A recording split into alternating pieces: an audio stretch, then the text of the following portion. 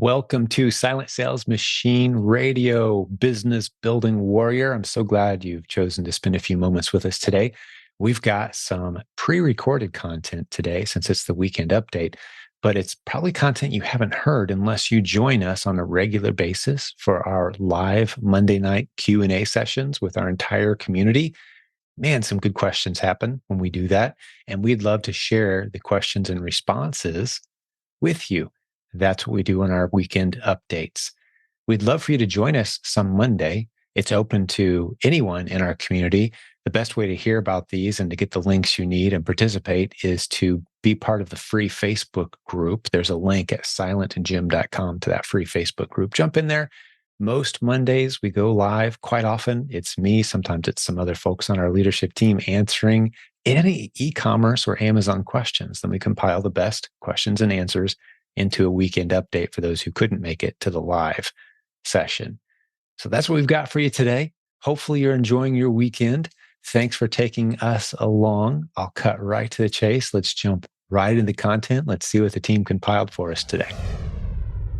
Roger's saying, I purchased a lifetime program. I guess he's talking about Proven Amazon course. If that's our only course, that's our flagship course. Found this place where he needs to get a second cash stream going, looking for direction and a starting point. Yeah, okay. Well, Roger, inside the Proven Amazon course, we start everybody the same place. If you have trouble logging in because it's been a while, contact our support team. There's a link at silentjimdotcom to our support. Contact our support team and say, hey, it's been a while since I logged in, having trouble getting access to the content library. The Proven Amazon course is dozens of modules, all related to how to use Amazon to generate income. All kinds of different ideas for every level, from brand new, never sold anything online before, to highly advanced strategies for our most advanced students. It's a library of concepts. So what you want to do is get in there and start with Replens, which is the low-hanging fruit model that we teach to all new sellers, unless we have a really, really good reason to teach you something else and you're positioned for something else. We're going to teach you the Replens model on Amazon, which is basically helping fill the underserved or the underfilled shelf space at Amazon, helping you find and recognize and go get the inventory to meet that unmet need on Amazon. Those low-level skills that you're going to pick up are going to serve you very well no matter what direction you go after that. We have some people that stay right there and build seven-figure businesses with just that new seller model and do great. We have other people that use that foundation to then go off into any number of other branches of possibilities with Amazon. But in all cases, those basic skills are the same. You need to learn how to recognize opportunities on Amazon and learn how to avoid making really bad decisions when selling physical products. Some of the big decisions you could make that steer you into a really bad place very quickly would be trying to launch a new product on Amazon, trying to set up new listings on Amazon, going super deep on a product because you got a good discount on it, buying product from sources that are going to get you in trouble ultimately, and not knowing what you're doing. Right? There's all kinds of ways you can go wrong. So we start you off with those low-level skills that are required that minimize your risk down to the lowest possible level of risk while maximizing your chances of earning while you learn. That's the Replens model. That's where we want you to start, Roger. And when you get into the Proven Amazon course, there's a getting started section. You go in there, we're going to teach you those things. Another thing that is worth a mention for sure is the Kickstart program, which is, I know you're thinking, oh, great, another program. Well, it's $37 one time, and it gets you attention from one of our coaches in a small group of new sellers. So he can help you through any of those startup challenges that you're having. Getting registered, finding your first product, sending it in. What kind of tape do I need? What kind of label do I need? Right? So you can go through the course, you can go through the training, you can learn those things, or you can get into a small group of people, pound through those first few hurdles that you're going to encounter as a new seller for $37. If you're interested in finding out more about that, go to silentjim.com/kickstart. It's only for Proven Amazon course students because we're going to focus on the content from the Proven Amazon course as we go through. We're going to reference it. That's going to be your guidebook as you go through, getting ramped up. Hello, sir. I'm worried about market saturation. Is it still a good time to start selling on Amazon? Great question. I love that question. I'm going to hit it head on. And there certainly are. In my 20 years, I've seen things get saturated for sure. And the opportunity kind of comes and goes. Now, It's changing consistently. But that's been true for my 22 years of e-commerce. There's literally not a single opportunity that's come through a business model that hasn't changed and morphed over time. But saturation, no, not even close. If you understand the big moving parts that are in place, and there's many of them, and I'll address that here in just a couple moments as one of the things I'm going to talk through when I share why I believe right now is one of the best times, if not the best time ever, to get started selling physical products on Amazon. Saturation is not a concern at all. And I'll just say this as a brief point against that. The number of people jumping online and beginning to shop online and consistently shopping online is rocketing up. And we're just still in the infancy stage. Only about 15 to 17% of all retail in the United States is online. That's a government statistic. Go look it up. 15 to 17, maybe 18% at this point is online. Everything else, over 80% of all retail shopping is still traditional brick and mortar stores. Not for long. People are enjoying the internet more. They're using it more. Those Amazon trucks the fleet is getting bigger. The number of warehouses is increasing. The future is e-commerce. The future is ordering online, and it's in its infancy. So that's just one argument that I have against the saturation argument.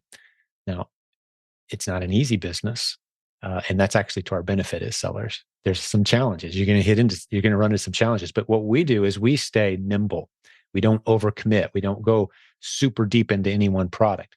We go where the opportunities are, and we stay as long as the opportunity is there. And then we move on as soon as the opportunity starts to dry up. That's the basic skill set we're going to teach you when we start to show you the systems we use here. Hey, thanks for kicking on your cameras, guys. I got several cameras kicking on here.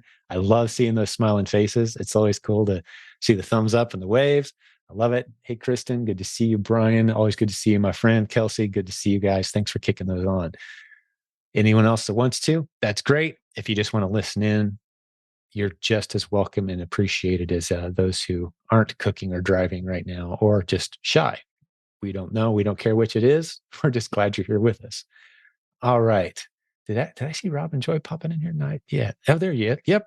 There's Robin Joy. Awesome. Well, I'm going to give her a couple moments here. We were talking about Kickstart just a minute ago, and Robin Joy is the coaching leader on our team who's heading up that project right now. So it's always good to hear from her for a couple minutes as we welcome in, especially the newer sellers.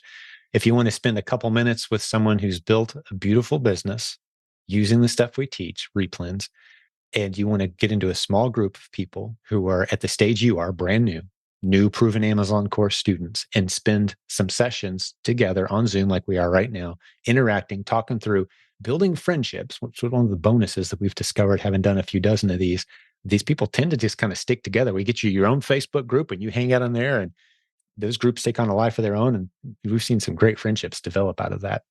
But Robin Joy, I know you've got limited times most Mondays, and I've got quite an agenda stacking up on me, but I would love to hear from you. Thanks for jumping in. I'm going to have you unmute and just tell us a little bit about who Robin Joy and Brian are, and fill us in. Good to see you, my friend.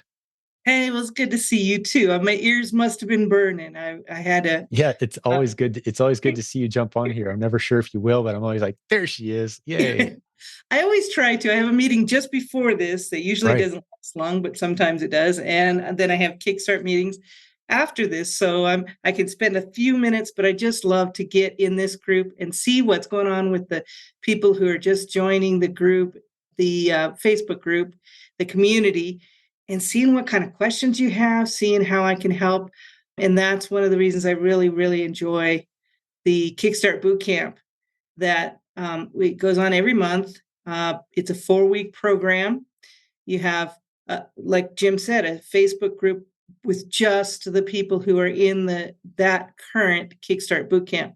So everybody's usually pretty new, so you don't have to feel uncomfortable about asking questions or anything.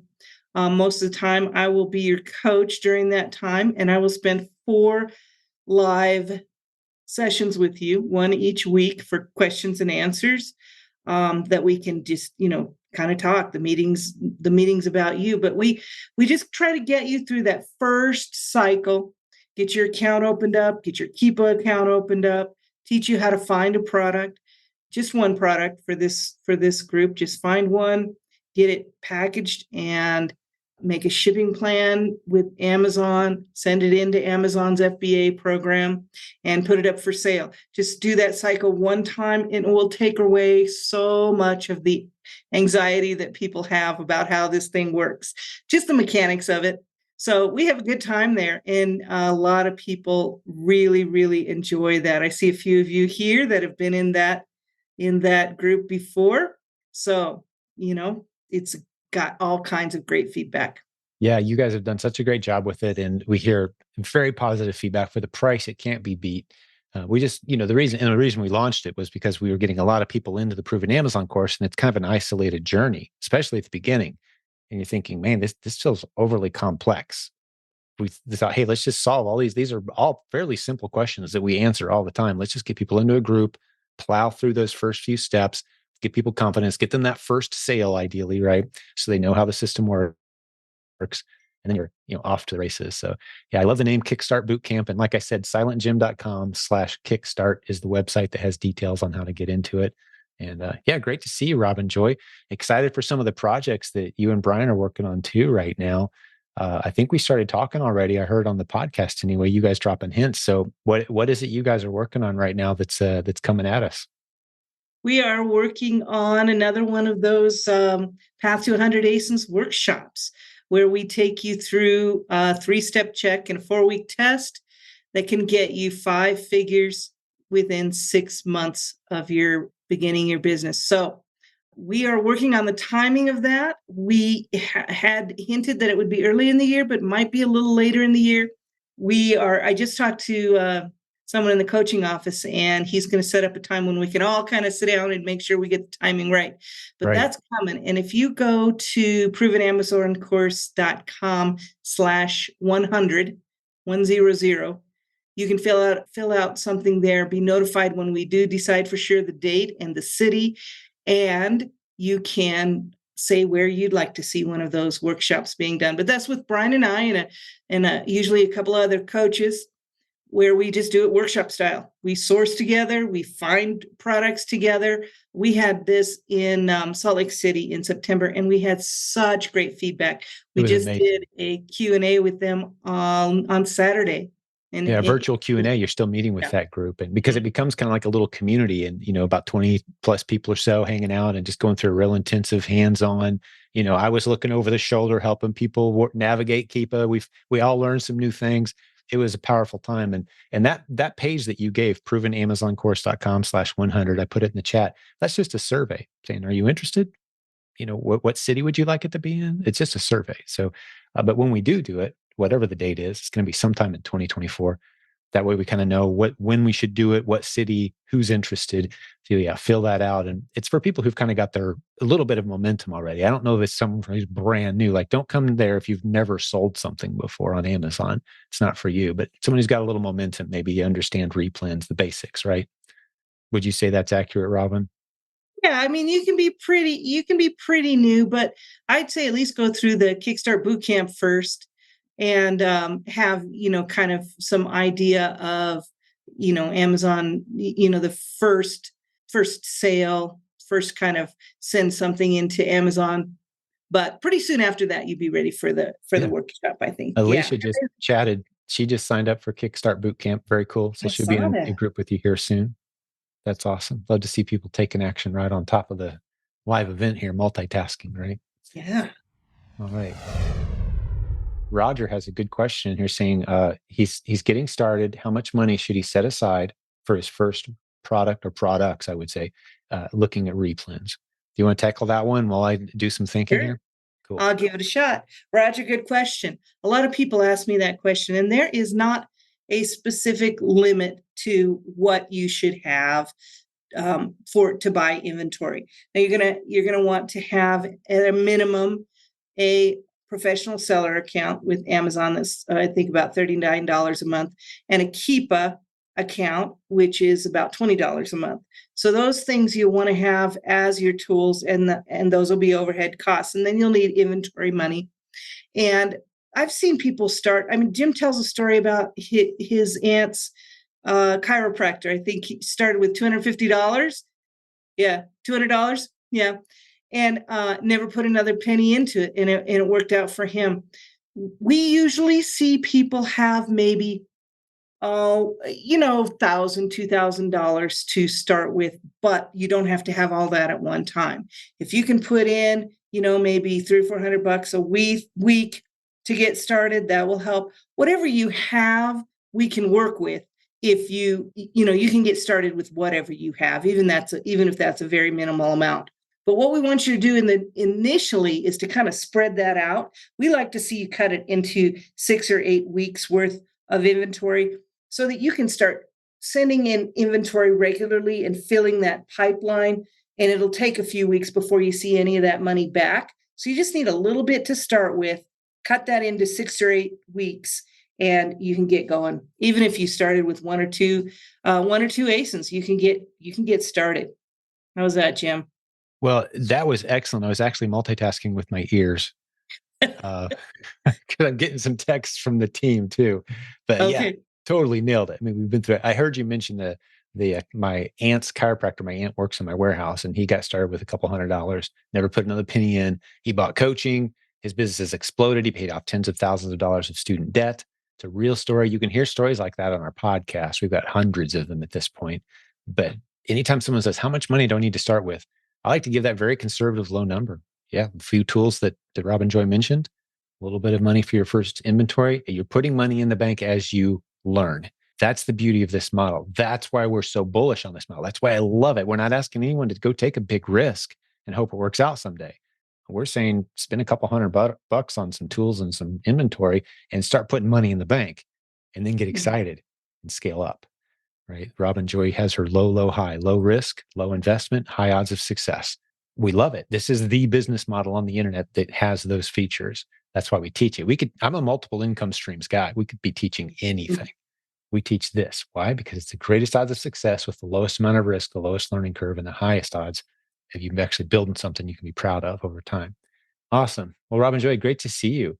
I'm It's great to see you too. Thanks for really, it's always a pleasure having you pop in here. I love seeing that. And I'm excited for what we've got hopping with you guys. I know we've got some new Keepa content coming as well, besides the workshop that we're putting together, the 100 ASIN. So always new stuff. We just had someone else sign up for Kickstart. Cool. It's only $37. Roger said he's jumped in, and he'll see you soon, Robin. That's really cool.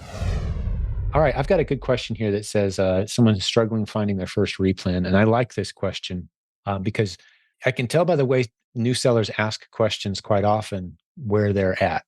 People will say, I can't find any replans, or I can't find anything profitable, or I can't find a good product.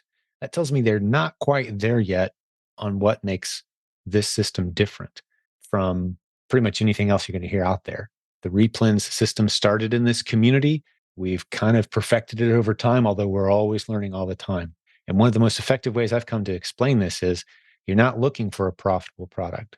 You're not even really looking for necessarily for replens. You're not looking for a good ASIN. You're looking for underserved, or better stated, test-worthy listings on Amazon, test-worthy ASINs. What is that? It's one where I know I've got a reasonable chance of making a profit, and my worst case scenario is I'm going to break even. You're looking for test-worthy ASINs that you can sell against.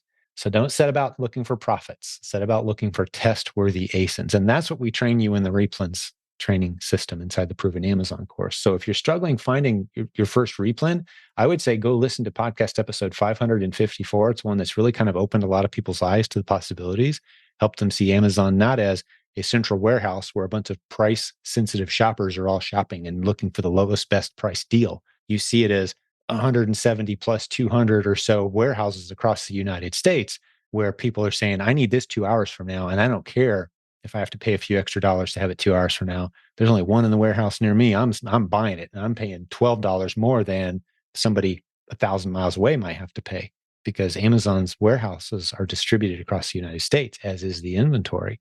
So you start throwing fast-moving inventory into that dispersed system, it's going to land near someone that wants it fast more often than not. And that's one of multiple strategies.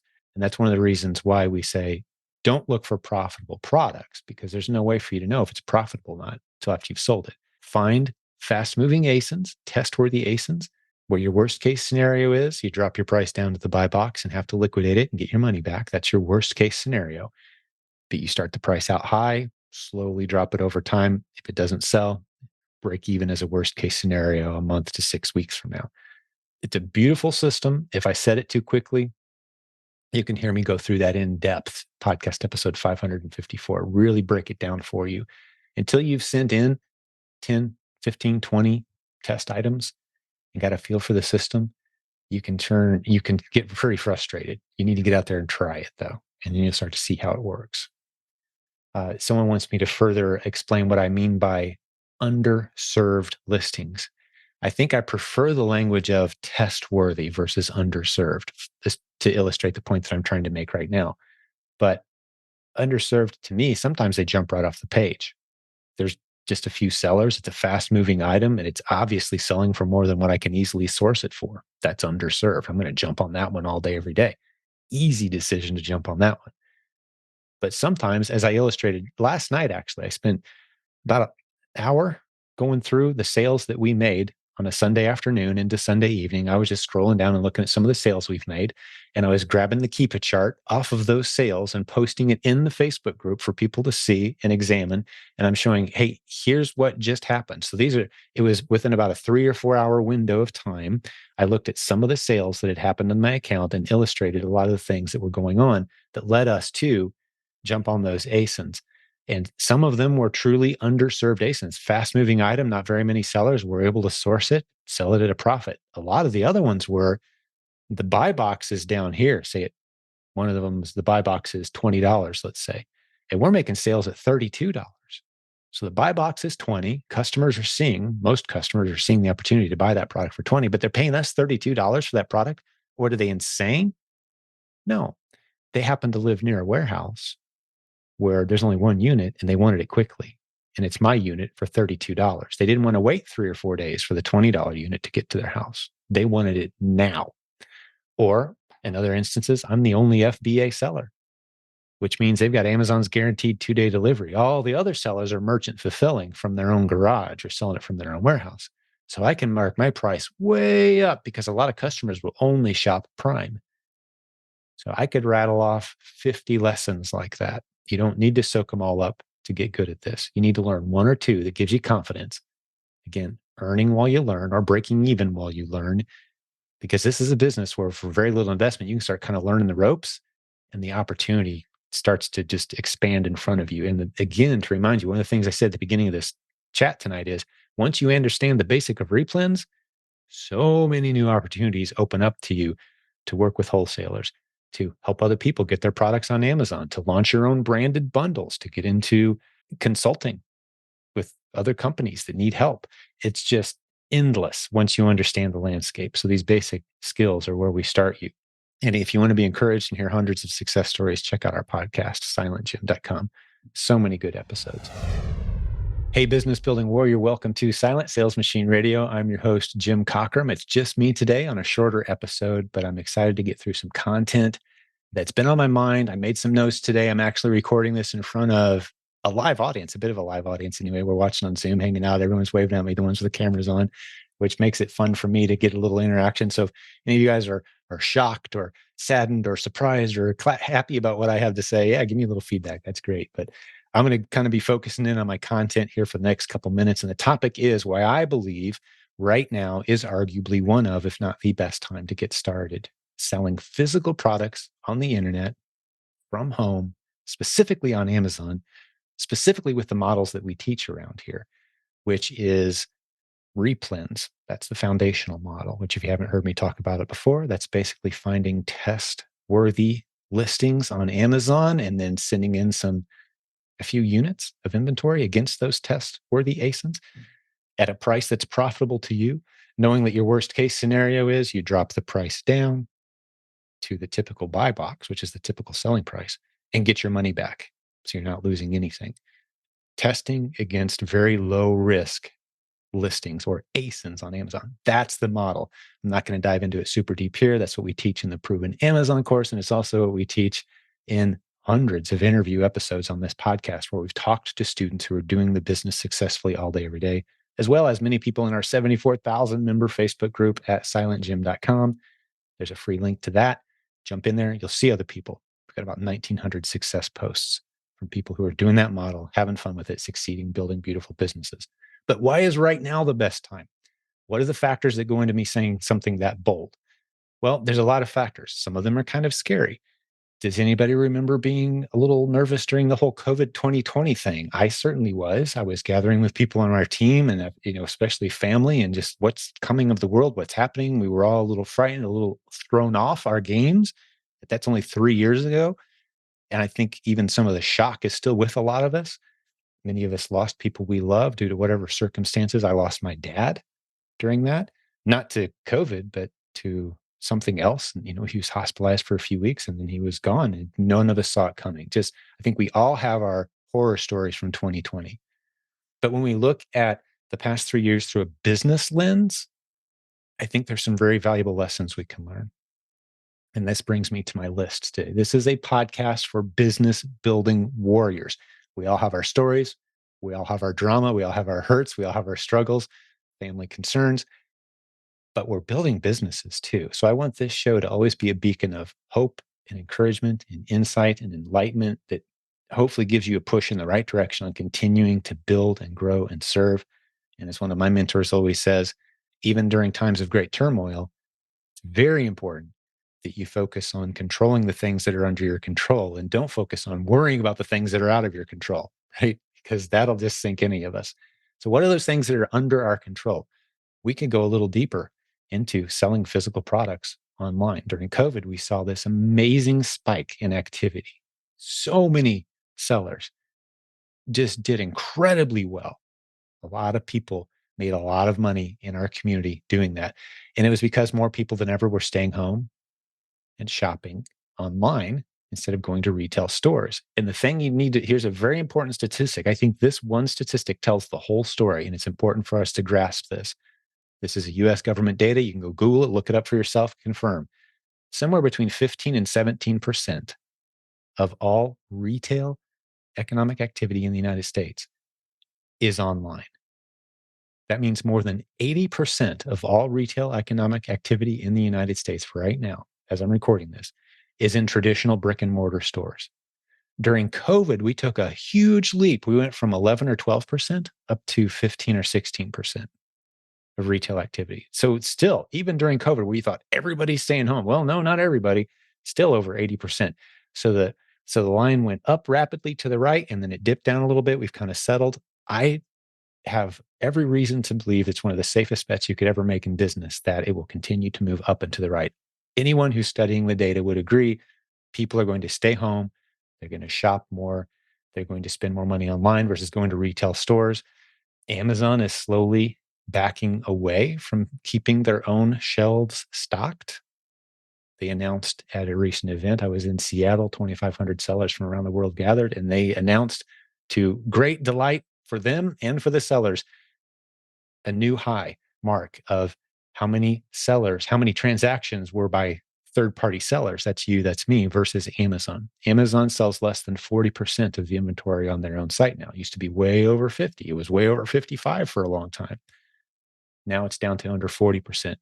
And they want to keep that trend continuing. They want to be a platform where other people sell stuff, not where they sell stuff. They're heading in that direction. So Amazon's stepping out of the game slowly. More people are stepping online. Amazon represents over half of all well, not over half. Sorry, that's an overstatement. Almost half is a better, more accurate to say. Over half, almost half of all transactions online any given day in the United States are on Amazon. Nearly half the action is on Amazon, in other words. If you're looking at all the other options, yeah, there's some good stuff out there. But Amazon is the low-hanging fruit opportunity where more people are spending more money, and the future looks incredibly robust in that arena as well. Amazon's ramping up their infrastructure, their ability to deliver products faster, to store them cheaper, all kinds of advantages getting in the game. And that represents advantages all the way from someone who's trying to launch their own brand, which we don't suggest for new sellers. We want you to grow into that slowly. Although I interviewed someone in our community here just a couple of days ago, the podcast episode will probably be out around the time of this one. His product went from being online on Amazon to being in 35,000 retail stores in the United States. Pretty cool story. He credits this community, the stuff he taught here. He considers me to be a mentor and a good handful of other people in our community. He'll talk more about it on the show. So we're capable of that, but we don't start you there. We start you off reselling. finding those underserved or test-worthy listings on Amazon. Now, what are my other reasons besides the world is drifting towards buying online more, Amazon's drifting away from selling stuff themselves? The other one is inflation. So hang with me here. You talk to anybody giving advice about inflation, and it's undeniable that it's happening. We'll have some disagreements over what the extent it's happening and what the real numbers are, and is the government data accurate? I'm not here to solve those challenges right now, but it's undeniable. Inflation's happening, and you talk to anybody who's given advice about what you do when inflation's happening, and there's two major things that float to the top. Everybody's giving this advice. This isn't me saying it. This is literally anybody who's an expert on the topic. They're going to say, now's the time to own physical assets and now's the time to earn more money. They're going to say those two things. Those are the only tools at our disposal. We're not the ones with a finger on the printing press, right? None of us hearing this podcast, myself, I don't have any influence over how much money the government's going to print. That's what drives inflation, and that's not under my control. But what is under my control is I can earn more money and I can put my money that's being eaten away by moths, if it's sitting in a pile somewhere, I can put it into physical product that's going to become more valuable over time. So the point I make there is if your money's in physical products, it doesn't really matter what it is. The odds are that over time, when inflation's happening, you know how, look at the price of eggs or anything else. I mean, just jump back a year or two and it was ridiculously less expensive. Well, what if you're able to buy and hold for a period of time and then sell that product? You would have made money, right? Just because of inflation. So the odds, even if you're not real good at picking products, the odds of the price of that product going up merely because of inflation are kind of in your favor. And we're not jumping out there buying 50,000, 100,000, $500,000 assets. We're buying $10, $20, $50 assets, holding them for a period of time, listing them. Now, yeah, competition comes into play, and I'm not saying go buy anything and everything, but I'm just saying the odds are more in your favor during inflation of prices rising than they are at any other time. Perhaps one of my weaker arguments, but still an argument. I'd rather have money sitting in inventory, and I can't tell you the number of times that we've bought something, thought, man, this is a bad seasonal sale. What were we thinking? We hold it for a season till it comes around on the calendar again next time, and boom, it's exploded in price, either because it's no longer being made or because of inflation or because of any number of other factors. Am I saying that works 100% of the time? No. Am I saying go buy anything you can get your hands on? I'm not saying that. But I am saying the odds are more in your favor now of prices increasing on hard goods versus certainly better than just keeping your money in a pile somewhere and letting the moths of inflation kind of eat at it. As we all, that's the visual I have of inflation. Money, if it's just sitting in a pile somewhere, that pile's shrinking. That's what inflation does. It eats your existing capital. The buying power of that capital is being reduced. How about I put it into something where I can make a nice ROI? We have plenty of people in our community who are seeing a nice, consistent 20, 40, 60, 80% ROI, flipping it over 5, 7, 8, 10 times a year. You start compounding that. That's how the friend of mine that I talk about all the time, my aunt's chiropractor, he's a great example. He started with $200, bought some inventory, bought a course, bought some tools, some basic tools with just $200. Started snowballing his money, flipping that money over very quickly. And before long, he was paying off tens of thousands of dollars of student debt using the Replens system that I'm talking about. Being very wise about what inventory you buy, rolling it over multiple times per year, putting the money back into the business. That's where your money should be. That's how you grow your money right now. You need more income during inflation. You need some places to put your money where it's going to grow, not shrink. I would argue that one of the best places you can put money right now is smart inventory, selling it on Amazon. You don't want to be stupid with it. There's lots of ways to spend money on inventory and lose money. Anyone can do that. We're here to teach you how to find the good stuff that's a safe bet where your worst case is a break even. So that's three of the things I had to share so far. And another one, it's kind of a little out of the blue, but I was just having a conversation with one of the great coaches on our team today, and it had to be added to the list because we live in a time where there is such incredible disparity of the value of the US dollar. In the United States, it's shrinking kind of fast. In other countries, other places of the world, Philippines, for example, um, Pakistan, Vietnam. We were talking about the Burmese people today with a coach on our team, and how he's meeting and connecting. And he said this is a specific where he was talking to a Burmese friend who's come to the United States looking for work, trying to get established here. He was escaping some oppression and some crazy circumstances. So you got to understand $3 an hour. If you can get a $3 an hour job where I'm from, $3 will buy you an incredible meal for your whole family. And they've got internet and they speak English and they've got technology skills. What's this underleveraged asset I'm talking about? We've got many people in our community who are using virtual assistants, people who live in other places around the world where my dollar, my $1 bill that's in my wallet that I might drop on a candy bar is the equivalent of an incredible pay for 1 hours of work, where they would literally change jobs for $2 or $3 an hour, let alone $3, $4, $5 an hour. You're paying someone $3 to $5 an hour. You are changing the trajectory of their family. What if I could give that person meaningful work and help them begin contributing to my business?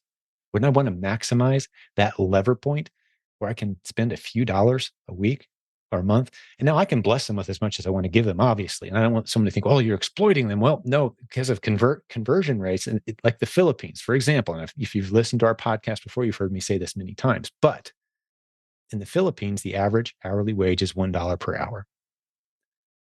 If you offer someone $3 to $5 an hour, you're paying them 3 to 5 times minimum wage. Imagine being in the United States earning 3 to 5 times minimum wage. Do you think you'd be willing to sit down and work and concentrate and do a good job for the person who hired you? I think so, especially for jobs that could be trained in a few hours if you've got the basic skills already in place. So, selling physical products online, building an e-commerce business, and there's any number of ways that you can have VAs leveraged into your business. But specifically, this model, we have people who use only virtual assistants to run every aspect of their business. On our team, for example, at any given time, we have 2 or 3 virtual assistants in the Philippines helping us find new test worthy ASINs. You'll meet people in our community. One of the great leaders in our community who's going to be more in the spotlight in the coming months, we're doing some work with right now. He's got a $3 million Replens business run by a handful of virtual assistants and 3 people in his warehouse. And it's a beautiful system that's running very smoothly, great margins.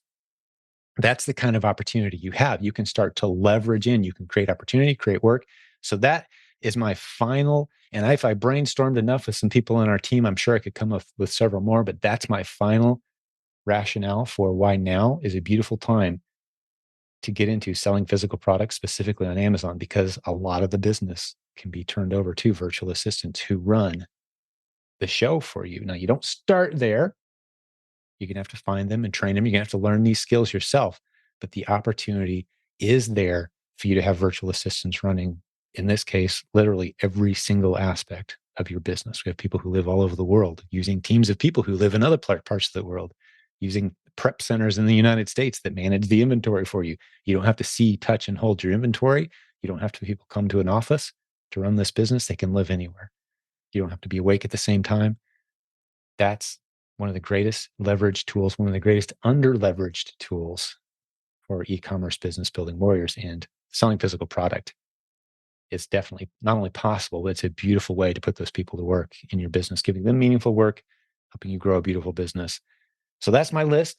Hopefully you enjoyed it. If you agree with me, disagree with me, think I'm crazy, I'd love to hear any of your feedback. You can contact me anytime at silentjimdotcom. Let me know what you think. Maybe you've got some things to add to the list, and I'll certainly do another episode like this where we can have a conversation in our Facebook group about that. But I always love presenting the ideas that are floating to the top around here. If you're new to our podcast, I should remind you that about 75, 80% of our episodes are interviews with successful students who are doing the stuff that we teach around here. So be sure to go check out those episodes. If you find me annoying, hey, you don't have to listen to me. Go listen to some of those great success stories. Hear from the people who are doing this all day, every day. We've coached nearly 10,000 people over the past 20 years in e-commerce, which is pretty incredible, especially when you consider that I'm unaware of anyone who's been doing e-commerce coaching half as long as we have. Pretty cool track record. We're proud of what we do. I'm proud of the team that we've built. I love the people I get to work with. We'd love to make you our next success story. Thanks for hanging out with me on Silent Sales Machine Radio Podcast.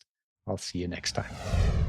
I love this question that just popped in here from from Adam, and then I'll get to you, Chris, and have you unmute. I see your hand up, Marcus, and Chappie as well after that. I'll get to all three of you guys. But Adam's saying I'm basically at zero income right now. Thanks for the transparency. Appreciate that. But I'd have created an Amazon seller account. And then he says, if I were to start charging some inventory on a credit card for Keepa, proven Amazon course, the products he's going to have to buy, that sort of thing, how long would it be before I could start to make a profit? Let me tell you this, Adam. No, don't do it. Do not do it. You need to accumulate some resources. Let me give you a couple of really good ways to accumulate some resources without putting any of your own capital at risk. This is one of my favorite suggestions. It's a hustle mode. Everything is a hustle mode, right? You need to be, I don't know what your situation is, what your health circumstances are, or what it is that's brought you to this point, but there's a path out of this right now. Thankfully, we live in a gig economy. I mean, you can start driving for Uber, you can start doing some other things, start putting some cash in the bank. I mean, I know people that make 30, 40 bucks an hour delivering groceries, right? Like there's some options here. Another really cool option is just start making it known in your circle of influence, people online, people in your neighborhood. Get on one of those neighborhood group kind of app things and just say, hey, I sell stuff online. I'm in an e-commerce community. I know how to turn whatever you got into cash. If you're interested, let me know. Your phone will start ringing. People will start contacting you, messaging you, saying, hey, I got a garage full of stuff. We're going to throw it out, man. If you just come take it or just take pictures of whatever you want and turn it into cash, I'd gladly split that with you, right? So typically it's a 50-50 split after expenses, which you're not going to have many expenses if you list these products on Facebook Marketplace. So you could literally next Saturday, for example, have someone's like, yeah, I've got a bunch of stuff in my garage. What do you think? Go down, look at the big stuff, the expensive stuff, take a few pictures of those big expensive items, put them for sale, Facebook Marketplace. By the end of the day, your phone's ringing, people are setting up appointments, whatever. You're selling that stuff for cash. You're sharing it with the owner. You didn't have to spend any money and you're starting to put money in your pocket.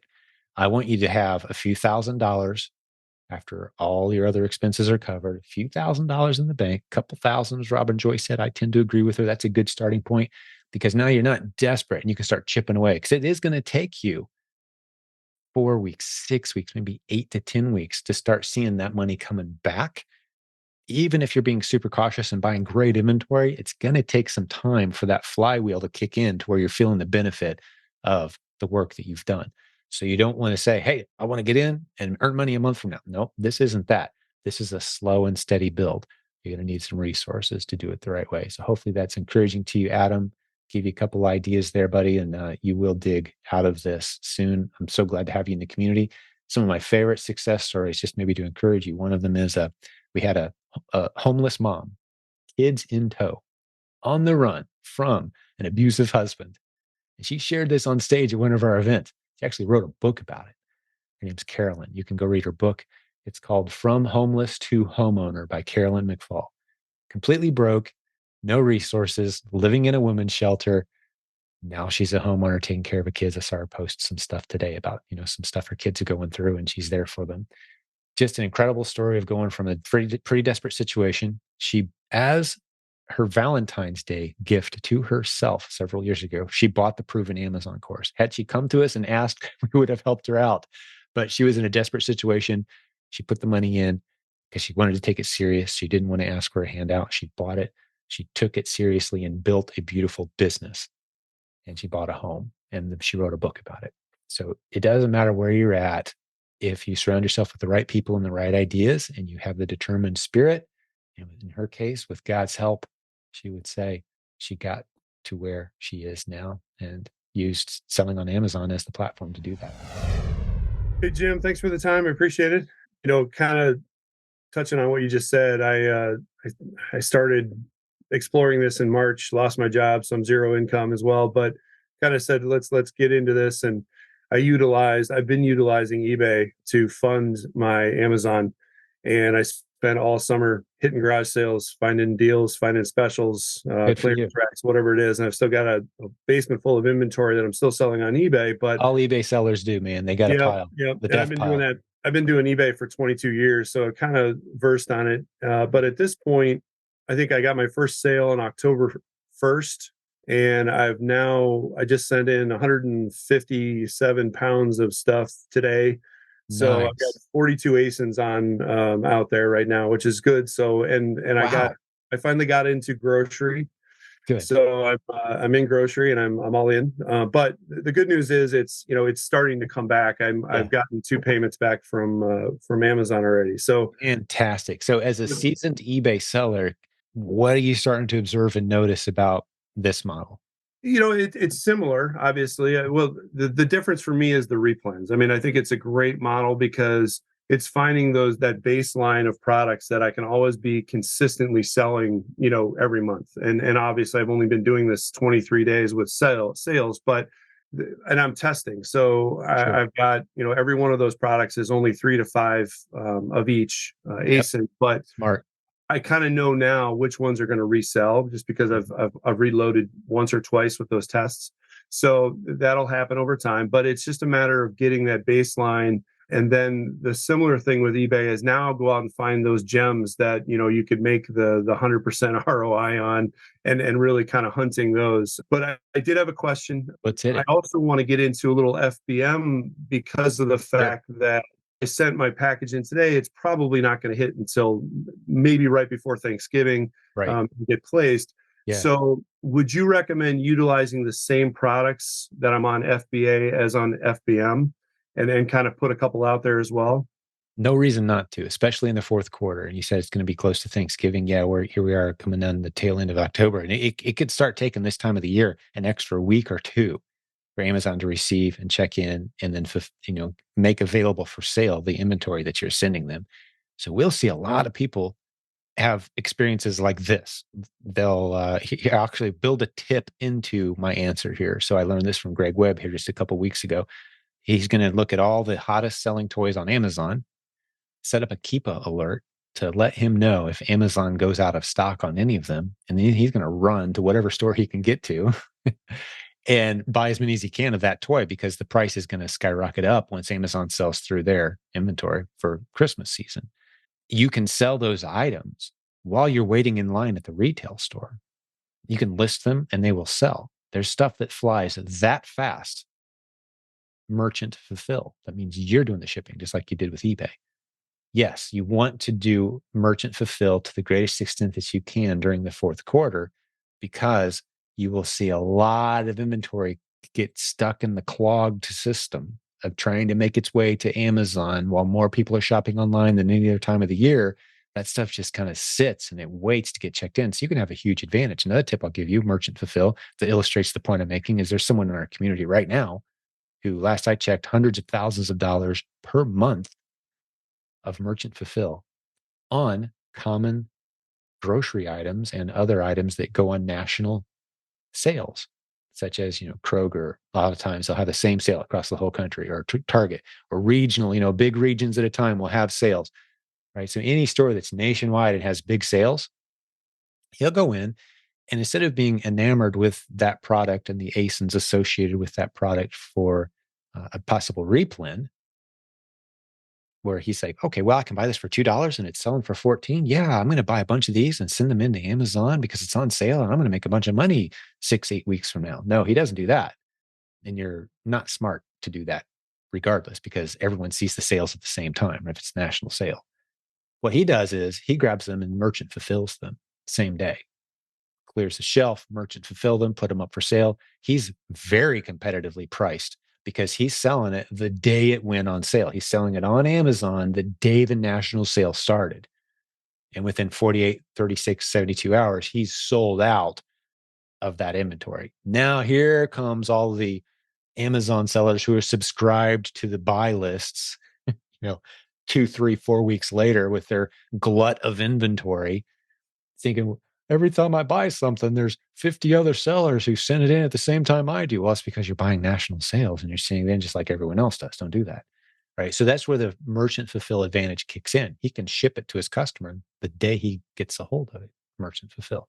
So that's just a couple tips, couple illustrations. Yes, especially around fourth quarter when Amazon slows down. You're very smart on some of your fast movers, especially, to price it profitably for you, and merchant fulfill, ship it yourself. And you will run into you could just, with a handful of ASINs, 2, 3 ASINs that are just on fire, clear every shelf. This is the time of year where people will say, man, I think I'm going to drive to every Walmart in a 3-state area and hit like 200 Walmarts and clear out every unit of X. And as I'm checking out, I'm going to put it on up for sale, merchant fulfill, and ship it from the hotel room and just take a tour of, my area for the first 2 weeks of December or whatever, right? Like those kind of opportunities are there. Now, I'm not saying you have to do that to make money. I'm just saying there's a unique spike of opportunity for merchant fulfill sellers this time of year. So hopefully that helps you out.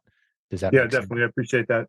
Cool. Very good. Very cool. Thank you for offering this up to everybody. Yeah, Chris, and good job, Warrior. Man, hey, if things start taking off for you and you can make it to Orlando, May of 2024, would you hit me up and say, hey, Jim, you offered me a couple free tickets to the event. I'd love to have you there, man. As someone, because Sweet, you've I got a appreciate story it. to tell at this point. No, I eBay appreciate seller, making your transition, trying to do both. You're picking up momentum. I'd love to see you there. It'd be a real boost for you. All right. Thank you, sir. Appreciate it. Good to meet you, man. Thanks, Jim. I actually have a couple questions, Let's do it. and I'll buddy. make them really quick. So I know you were running out of time. I try to do quick answers, but I'm not good at it. I'm going through your proven Amazon course right now. So Awesome. The first question is, and maybe I haven't gotten far enough into the courses yet, and if I haven't, that's fine. Just say it's in this course, and I'll go look it up. I don't want to waste anybody's time. I'll help you out. But it seems like one of the hurdles I have from just going to Walmart and start sourcing stuff, local Walmart, is some printing mechanism to print barcodes and labels.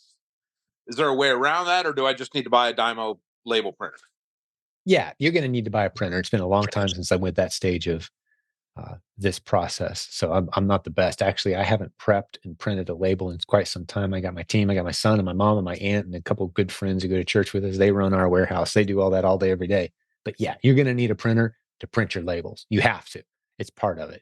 And as you go through, you're going to see. And if you just get into our Facebook group and just do a keyword search on the word printer, you're going to see the latest conversations, what people use and how they set it up. And that's also one of the things we cover in the Kickstart program too. And Amazon University for new sellers, their content's really good too on all of this. So which brings me to my next question. Yeah. For the Kickstart program, how far do I need to be through the PAC courses to benefit from the Kickstart program? Because I'm just starting out. I'm 3/4 of the way through the Amazon basics right now. Yeah, the Amazon 101 type of, anywhere before you've sold a handful of units is a good time to jump into Kickstarter. Okay. If you've already sold a few units, you're still going to learn some good stuff, but you've already been through most of those little molehills that feel like mountains. You've already been through most of those. Okay. Like the printer question, or even getting registered. And like some people get freaked out, like, oh no, Amazon suspended me and they want to meet with me. What's that about? Well, they just want to see you hold up your driver's license next to your face and verify that it's really you before they give you. Yeah, I've done all that. Right. So some people get freaked out about that, right? There's like there's 25 little boxes you got to check, and we get you through all of that. So for $37, and you get a group of people, kind of like we see the Zoom right now, and you go through this process together. You meet a few people, you got a few friends, the camaraderie kicks in, the synergy kicks in. So there's a lot of benefits to it. silentjim.com/kickstart has details. Okay. So yeah, there's really no, if someone's already putting, $1,000 a month in the bank from the systems, they're not going to learn a whole lot from Kickstart. But if you're still struggling to get your first few products listed or find your first few ASINs, yeah, that's where I'm at. I'm going to go to Walmart tonight and do some scanning and what I'm ungated for. I'm a brand new seller, just set everything up, and I don't have capital to outlay, so I have to do it every time I get paid. I put another $300 or $400 towards it. Sure. Plenty of people start that way. Rather than scanning barcodes, it will encourage you, take some pictures of store shelves, try to see how many ounces or what the size is, what the price tag is. So you can go home and you can research and do keyword researches of what you're looking at there and find opportunities that way. Because if you're just scanning barcodes, you're missing out on about 95% of the opportunity for any given product. Okay. Yeah. I remember seeing that. Okay. My next question is, you reference podcast 554 quite a bit. Is this one on YouTube? It's on YouTube, and it is on iTunes or any podcast listening app. silentjim.com, episode 554. That's where I talk about the ignore the buy box strategy. Yes. So I can just search Silent Jim 554 on YouTube and find it, or is it under another name? I don't know that we put the numbers on YouTube. Good question. I apologize. I wish I could help you. But what I can tell you, if you go to silentjim.com/podcast and you look up 554, there'll be a link to the YouTube there. Okay. That's awesome. Yeah. Okay, my last and final question, and I'm not looking for an exact price. Sure. I'm just looking for budgetary purposes. Yeah. I am interested in getting some coaching, but I have not found anything where that price range is. Yeah. For some reason, we don't publish that online. We've gone around and around. I have no problem putting it out there, publish it, and talking about it. $6,800 is what we charge for coaching right now, which includes a whole list of stuff I'm not going to go into, including you get my personal cell phone and you can jump on my calendar if you need to anytime. I love serving our coaching students, but it is an incredible investment with the bonus of you're building a relationship with one of the higher performing leaders on our team. That's a bonus cherry on top, right? So absolutely, but that gives me a price, something to budget for, something to shoot for.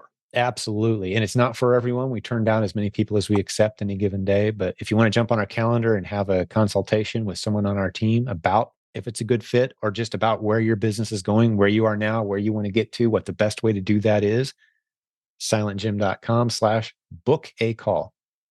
Book a call. Okay. Book a call. Yeah. And jump on there and just have a half hour, 45-minute chat with someone on the team that can help you think this through. We've coached 10,000 people at this point. We're getting pretty good at it, man. We dial it in. I'm proud of the results we're getting for our community. No, that's okay.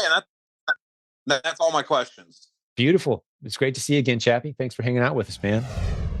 I threw this one in the chat, so I'm going to follow up on it for like a OA, RA perspective. Utilizing the cashback apps like Rakuten or Top Flight Cash. Yep. And the potential of buying the discount gift cards. Yes. So you'd save anywhere from 2 to 12% sometimes. Yeah. Do you factor that in when looking at your core profitability, or do you just take that as gravy on top, but run the numbers based on the presented price? Could be for sale items or could be replen. Could go either way. Are you asking what I do or what we suggest, or to help me understand? Because you can do it. You can do it any way you want. You know, from my perspective, I've just lowered the price of the product, so I've got a lower buy cost for this particular unit. Right? But that wouldn't be applicable on a replen. That would be more of an OA strategy, or because a replen, that's not a predictable price all the time. Can I go back and get it again for the same price? Well, I'm assuming that whatever gift cards I'm getting, I can go back and get more of. Typically, that's not that unusual. We've actually got someone in our community who's really good at gift cards. I'm pretty sure the link is silentjim.com/gift cards. He's got a book about using gift cards. You can go grab that book and read through how to use them, how to leverage them. And there's people in our community, for example, with Nike. They buy the 7% off, so like they can get $100 Nike gift cards from him for $93 over and over and over and over all day, every day, anytime they want, and whatever denomination, how much ever they want, right? And there's legitimate, for some people think, wow, that doesn't sound legal. Yeah, it's totally legal. People all the time will sell their gift cards for less than face value just to get the cash. And there's a market flipping those. So resellers who are using them at high levels.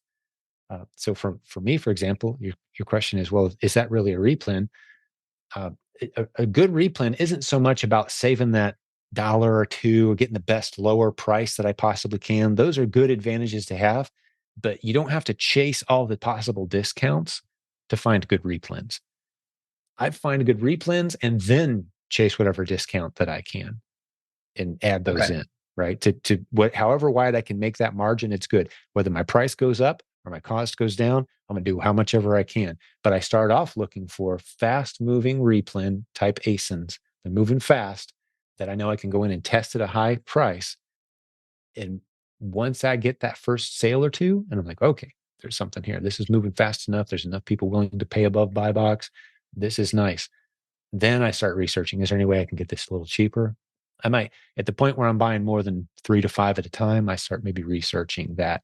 But I can tell you the people who do this at scale, to my knowledge, aren't spending a whole lot of time chasing nickel and dime discounts for onesie twosie purchases. It eats up too much of your time. There's too much opportunity out there to spend time doing that. Once you're in a niche and you're really going after it and you're buying hundreds of units a month or whatever it is that you're doing, and there's a gift card you can get, like Nike is a good example. Now it makes sense. There's some extra margin there. But don't spin your wheels looking for discounts initially. That's kind of the old hamster wheel mindset of looking for cheap stuff that I can flip for higher price. That's a hamster wheel. good Okay. replens. I illustrated several of these yesterday on our Facebook group. It's stuff I paid full retail price for, and it's moving fast enough on Amazon, and enough warehouses are selling out of it that I throw one out there and someone snags it up within 2 to 4 or 5 weeks at a price way above what I just paid. And I didn't need to go discount hunting to get that. Right. One more quick question. In terms of the growth of Amazon, is there any information on, is the growth split evenly or have weighted one way or the other between FBA and FBM? I'm curious which one's growing faster if there is a separation. Good question. You'd have to do some research on that. My instinct is that during the fourth quarter or during times of any kind of high turmoil, like during COVID, we saw a lot of this. If there's any craziness in the world, we'll see more of this, where merchant fulfill gets a lot of attention because Amazon just can't handle the load, either because more people are staying home and worried about getting sick, or because a lot more people are shopping and there's just a lot more inventory being shoved through that little pipe. Whatever the factor is, when those things happen, FBM explodes. But in general, all things being equal, FBA is better than merchant fulfill for most scenarios, simply because Amazon really likes sending customers inventory from their own warehouse, because they can say it will be here on time at this date from a warehouse near you, right? So it's very efficient. FBA is so efficient. Merchant fulfill is a little less efficient. They know the inventory is coming from someone's garage, and sometimes you got to ship stuff from the West Coast all the way to the East Coast, right? Because it was the only unit that the customer could find. It's just inefficient. So Amazon encourages FBA. They're putting resources into FBA. I think in a perfect world, FBM would be slowly shrinking from Amazon's vantage point, and FBA would be growing. But out of necessity, and again, we saw it during COVID, man, that the resellers in this community and others, we saved the day shipping stuff from our garage that we'd pulled off the shelves at stores. Some like in-demand, high important stuff was coming out of garages. Amazon couldn't handle it. Half their staff wasn't coming into work. Their warehouses were running at a quarter of the speed there typically, and all this stuff was suddenly high value, had to have it. And even like puzzles, people just going toy stores, clearing off the puzzle shelf, bringing it home, and sending people something to do while they were sheltering in place, right? Like it was crazy, and Amazon just slowed to a grind as far as fulfillment goes. So yeah, that's just I can't predict the future, but FBA is getting more robust all the time. They're putting a lot of resources. Amazon makes a lot of money, and they're pouring it back into logistics, which is FBA. Yeah, if they're making their money on the logistics, or as I think I heard you say the other day, they're moving to a logistics company versus a product company. They absolutely are. Yeah, and if they can FedEx control that delivery, yes, to FedEx control and UPS are nervous. Yeah, toy manufacturers are not nervous about Amazon. FedEx and UPS. Right. Okay. Thank you. Yeah, you're welcome. Yeah, I'm here. I had to turn the camera off. I'm driving to get my kids, but be safe. Yeah, for sure. Thank you. Love the community. Love everything you guys do. And one thing I wanted to say real quick, if Chris is still here, another thing regarding merchant fulfill that I do with the products is in the Keepa extension on Chrome, buy box statistics, you can see if the buy box seller is FBA or not. And it's a check mark. That's helpful. So with some of these products I look for that I sell merchant fulfilled, I see the buy box statistics, and if there's 10 sellers and let's say 5 of them don't have that check mark and they're getting the buy box, that means 5 of the 10 people getting the buy box are merchant fulfilled. So you likely have a good shot at having action merchant fulfilling it as well. And I found that to be true. It's a good indicator. It's a very good indicator when you see that in the buy box, but also I tend to ignore that quite often because it's not a perfect indicator. It's something you have to remember about the buy box. And I have some other very well-informed, very influential leaders in the space who kind of disagree with me on this, just for full disclosure. But man, I would die on this hill. I'm pretty sure I'm right that the buy box varies greatly region to region. And you got to keep in mind, Keepa is not a perfect tool. Keepa isn't pulling Amazon data from Amazon's main database. They're scraping what they see. Yeah. And so a lot of times they'll be scraping, let's say they're scraping what the buy box looks like in Chicago. That has nothing to do with what the buy box looks like in Los Angeles. The buy box is completely different there. So all the statistics and all this, the most valuable thing for me is the drops. That Keepa is spot on, highly useful information. Hey, this seller, like, I'll give you an example. This is one I did last night in our Facebook group. This is a graph that I dropped in there Sunday night, October 22nd. If anybody wants to go back and look, I dropped 4 or 5 different examples. And one of them was I actually went in and looked at the data to see how much the buy box was being passed around. According to them, I had the buy box 1% of the time, which should have represented a sale every couple months. But I'm selling that thing 1 or 2 or 3 a week, right? I'm selling it 4 or 5 times more easily than what the data says I should be based on the buy box rotation. So I don't put a lot of weight on buy box rotation. And just because there's no merchant fulfilled sellers there doesn't mean, well, they never get the buy box. They never get any sales. No, the buy box does not determine everything. And that's where the reasons I try to get this to focus off the buy box rotation. I try to get onto test worthy ASINs. If it's selling fast, send in a couple units, test it out. You may never show up on Keepa. You may never show up in the buy box. There may not be any data rotation tracked in Keepa that shows where, hey, you win the buy box a certain percentage of the time, but you're making sales and they're profitable sales. Right. Keepa's not a that makes sense. Does that help? Yeah, absolutely. That Cool. makes sense for sure. But I guess, yeah, in my question, I kind of posted this in the Facebook group. Yeah, sure.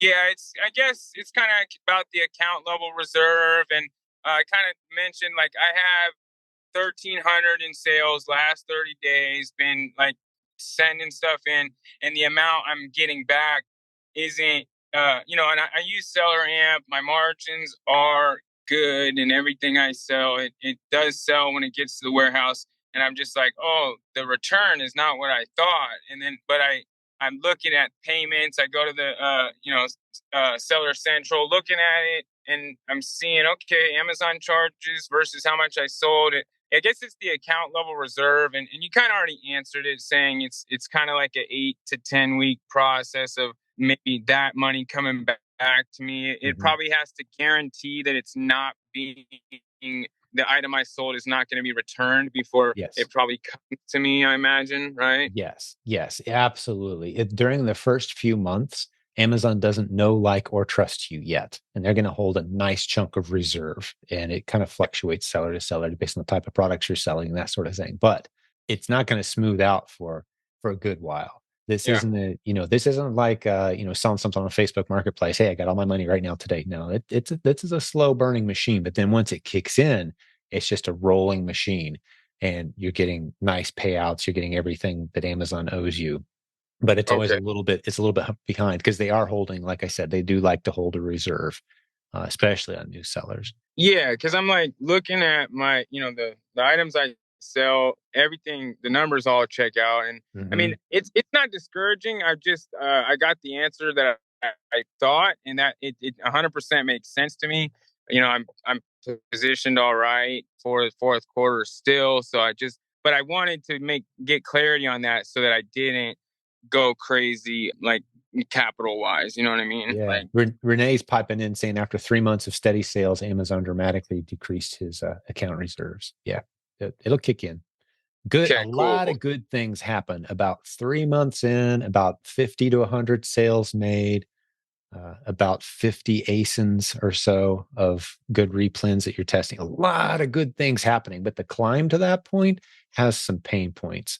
That's one of the reasons we love a kickstart, is just you can do it with other people, because there's some of the biggest challenges you're going to face are in those first 3 to 4 months. So it's like, oh, I didn't see this coming, right? But then once you get over that hump, you're as close to a seasoned pro as a lot of people ever get, because they kind of throw in the towel before that point. But you can get over that hump, man, you're going to really see the benefits of having persistence. Yeah, I tell myself that, it's kind of like Robin was saying, I put in about 15 hours, maybe a little more. I'm a construction worker. I got 3 boys, but I spend my evenings after I put them to bed, like sourcing Yeah, and I like it. I had done this a while ago, but the Amazon thing and a year ago, and just quit. And then I seen a friend of mine that kept doing it in Kickstart, and he is at 50K.